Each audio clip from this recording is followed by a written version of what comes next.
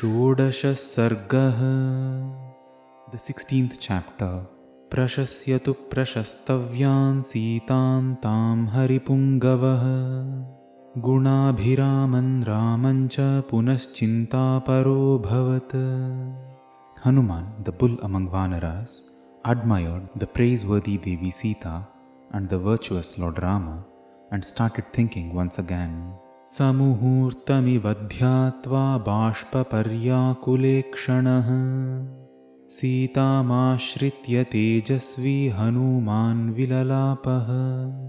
The brilliant Hanuman, eyes brimming with tears, thought for a short while of the plight of Devi Sita and lamented. मान्या गुरुविनीतस्य लक्ष्मणस्य गुरुप्रिया यदि सीतापि दुःखार्ता कालो हि दुरतिक्रमः.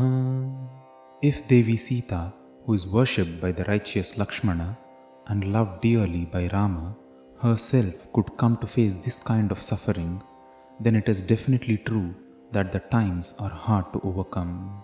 रामस्य व्यवसायज्ञा लक्ष्मणस्य च धीमतः नात्यर्थं क्षुभ्यते देवी Gangeo जलदागमे. Just as river Ganga is not agitated by the onset of monsoon clouds, Devi Sita too does not seem to be perturbed, as she is aware of the prowess of Rama and the might of Lakshmana.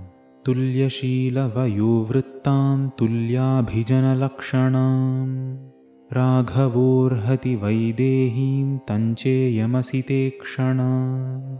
Sri Rama and Devi Vaidehi are matched equally in character, age, behavior and family. Lord Raghava deserves Devi Vaidehi and she deserves him. Tan drushtva navahemabhan lokakantamiva shriyam jagama manasaramam vachananchedamabravit.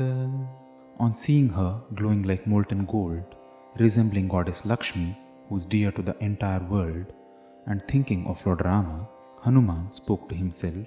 Asya hetor vishalakshya hato vali mahabalah ravana pratimo virye kabandhascha nipatitah.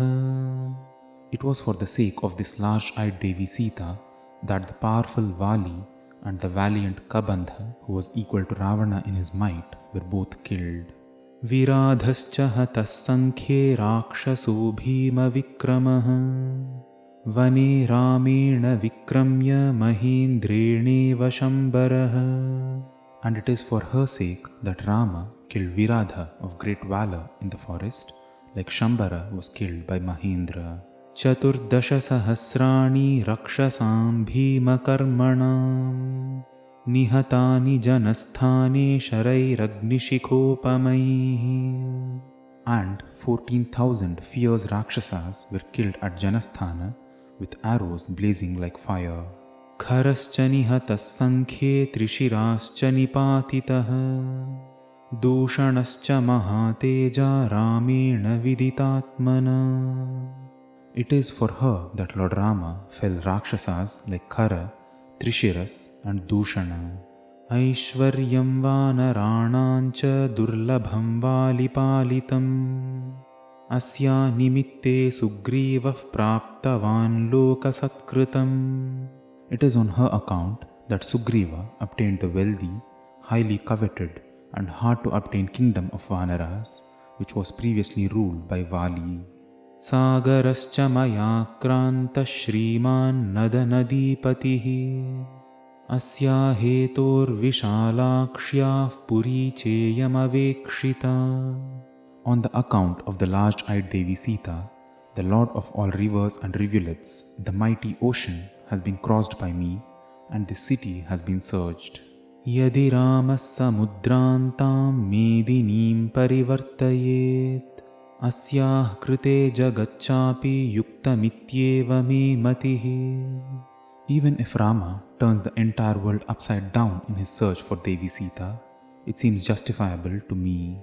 Rajyam va trishu lokeshu sita va janakatmaja Trailokya rajyan sakalan sita yanapnuyat kalam. Even the rulership over all the three worlds pales in comparison by less than 1/16th fraction to him being reunited with King Janaka's daughter Devi Sita. Iyan sa dharmashilasya maithilasya mahatmanah Suta Janaka Rajasya Sita Bhartrudrudavrata. This lady, who is the daughter of the great king of Mithila and who is staunchly devoted to her husband, Utthita Medinim Bhitva Kshetre Halamukakshate Padmarenu Nibhaih Kirna Shubhaih Kedarapansubhih, who has risen up from the land when it was ploughed and was covered with auspicious paddy dust resembling the pollens of lotuses. Vikrantasyarya-shilasya sanyugeshvanivartinah snusha dasharathasya isha jyeshtha ragnyo yashasvini. This celebrated lady, who is the eldest daughter-in-law of the noble and valiant King Dasharatha, who never returned from a battle without being victorious, Dharmajnasya kritajnasya ramasya viditatmanah iyan sadayita bharya rakshasi vashamagata. The one who is the loving wife of the righteous, grateful, wise and self-realized Rama, such a person has fallen into the hands of these Rakshasi women. Sarvan bhogan parityajya bhartrasneha balatkrita achintayitva dukkhani pravishta nirjanam vanam.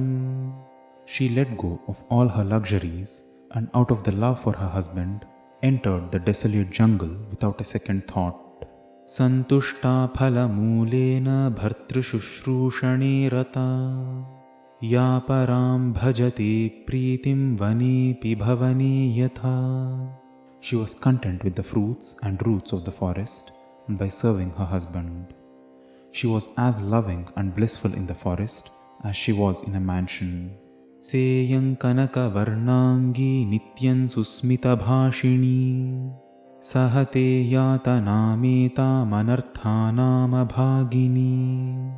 Such beautiful lady of a golden complexion, who always spoke with a smile on her face, is now having to undergo such untoward suffering. Iman tu shila sampannan drashtumarhati raghavah ravanena pramathitam prapamiva pipasitah. Rama deserves to see this lady of such noble character. He pines for her just as a thirsty man longs for a source of water. Asya nunam punarlabhad raghavah pritimeshyati Raja Rajya Paribhrashtah Punah Prapyeva Medini. Lord Raghava would definitely be elated after getting her back, like a king would after he has regained his kingdom. Kama bhogaif parityakta hina bandhujanena cha dharayatyatmano dehan tatsamagamakankszini. Deprived of all sensual pleasures and separated from her relatives, she is surviving in the hope of reuniting with them. Naisha pashyati rakshasyo neman pushpaphaladruman ekasthahridayanunan ramamevanu-pashyati.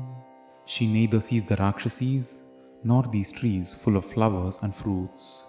She surely sees only Rama in her heart with a single-minded focus.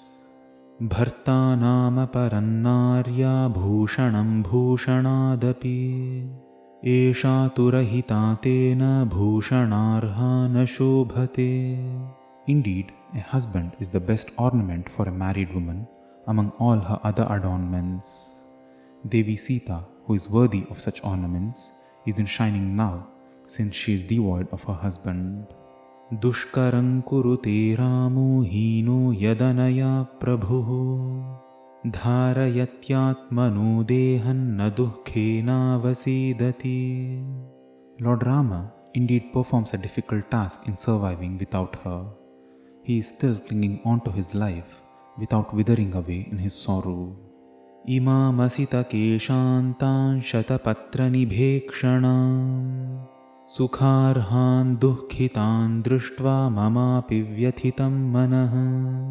Devi Sita, who is endowed with beautiful dark hair and eyes like 100-petaled lotus, who deserves to be happy, is now in deep sorrow. My heart aches looking at her. Kshati kshama pushkara sannibhakshi ya rakshita raghava lakshmanabhyam sarakshasi bhirvikrite kshanabhihi samrakshyate samprati vrikshamule. The one who has beautiful eyes like lotus petals, who is protected by both Rama and Lakshmana, and who is as tolerant as the earth herself, is now being guarded under a tree by these Rakshasis. Himahata naliniva nashta shobha vyasana paramparaya nipidyamana sahachara rahiteva chakravaki janaka suta kripanan dasham prapanna. Deprived of her radiance, like a lotus creeper hurt by frost, hurt repeatedly by a continuous onslaught of sufferings, removed from her companions like a Chakravaka bird, this daughter of King Janaka is now in an extremely pitiful state. Asya hi pushpavanata grashakha shokan dridham vai janayantya shokaha himavyapayena cha sheetarashmihi abhyuthito naika sahasrarashmihi. The bent and gloomy branches of the flower-laden Ashoka trees, the biting cold rays of the moon, and the unrisen sun seem to be generating even more sorrow. Ityevamartham kapiran vavekshya Siteyamityeva nivishta buddhihi Sanshritya tasmin nishasada vrikshe Bali harinam rishabhastarasvi. The swift and valiant Hanuman perched on top of that Shinshupa tree, looking at the entire scene, concluded in his mind that this is definitely Devi Sita. Ityarshe Shrimad Ramayani Sundarakande Shodasha Sargaha. Thus, the 16th chapter in Sundarakanda of Valmiki Ramayanam is complete.